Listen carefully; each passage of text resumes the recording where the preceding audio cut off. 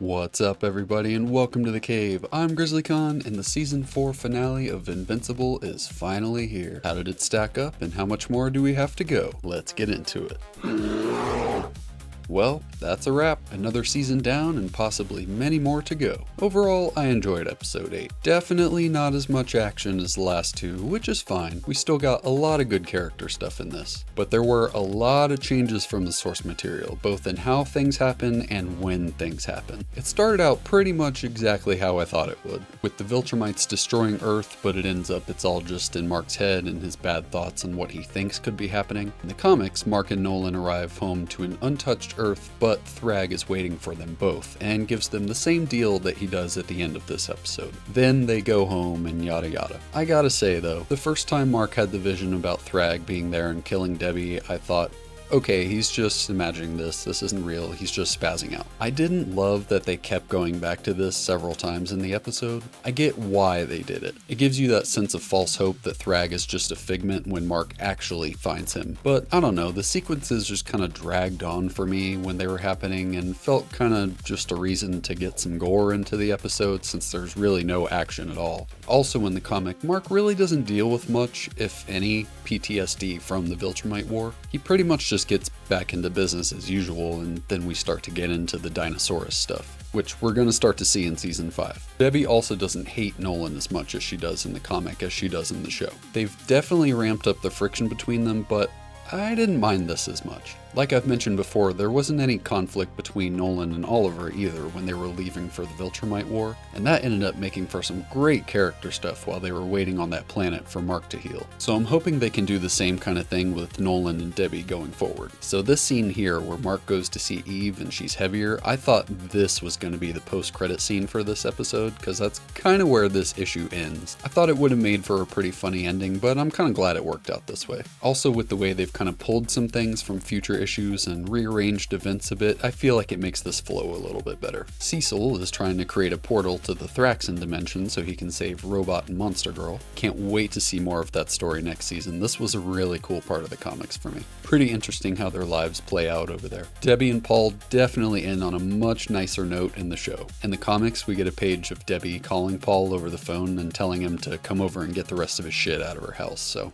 this was much nicer. And finally, Eve decides to tell Mark about the pregnancy and the abortion. This was a huge change as well. Originally, she tells him while they go over to have dinner at the Immortal and Duplicate's house. And as she's helping Duplicate give her kids a bath, it kind of sets Eve off and she just feels really guilty and can't keep the secret to herself anymore. Didn't really mind this change. Most of the changes they've made this season have flowed pretty well, and I feel like it's kind of the same kind of deal that Lord of the Rings had. There's nothing wrong with them adapting it the same exact way it was in the books, but for page to screen, some things rearranged and changed a little bit kind of makes it flow better. It wouldn't have made this episode any more exciting had they gone exactly page to screen, and I feel like the pace would have been just really slow compared to the last two, like even slower than it already was. I did really like the scene between Nolan and Cecil. But if those assholes do show up, you better come running with that coalition army of yours, and you better get here a hell of a lot quicker than 2 weeks. Until then, get the fuck off my planet. Can't blame the guy at all for being so paranoid about having Nolan back there. Nolan being back on Earth and having to face all the consequences to everything that he's done. In the show, you definitely feel it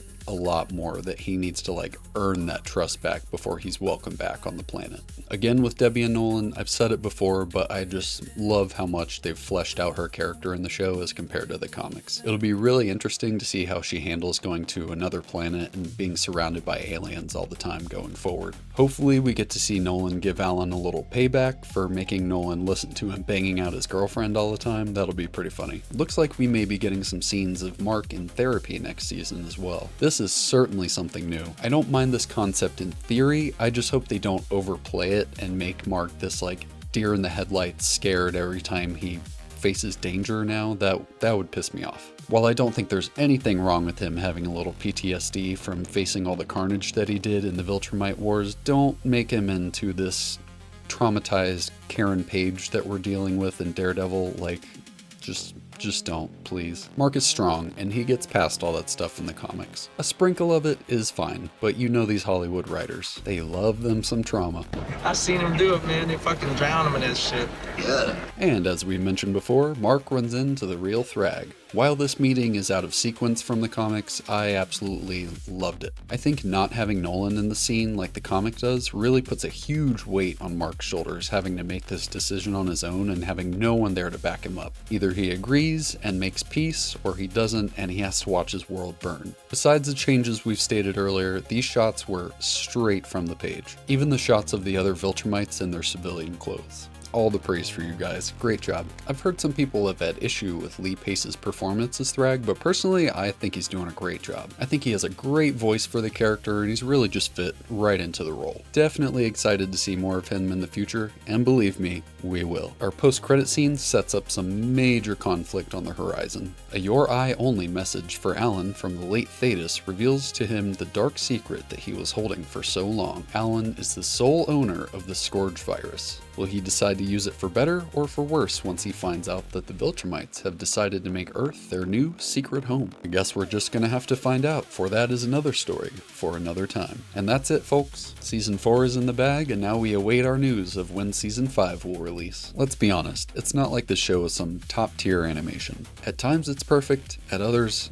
it certainly ain't. But because of that, hopefully they can find a happy medium where they know when and where to apply the best animation and where to save a few bucks so they can try to get the show out faster. I feel like they did a good job of that this season, despite my early on complaints about the animation. So hopefully they can continue that and get us our show without having to wait 2 or 3 years in between seasons. So this is where we currently are in the series. Over halfway, but still got some ways to go. Plus or minus an issue because they use some things, but they're leaving the rest of that issue for next season. I think if they played their cards right, they could make this 8 seasons and then finish it up there. Fingers crossed they make it that long, and I think they can. I see a lot more hype out there for Invincible than I do for other currently running superhero IP, so again, I think they got this. So here's to the future with an upcoming season filled with more Dinosaurus, and I can't wait to see it. If you enjoyed the video, please be sure to smash that like button and subscribe to the channel so you never miss future content. Although Invincible is done, we still have Maul, Daredevil, and The Boys going on, and I am covering them all. And you definitely won't want to miss how much Daredevil is pissing me off, so go check it out. So until next time, I'm GrizzlyKaun, and remember, the cave is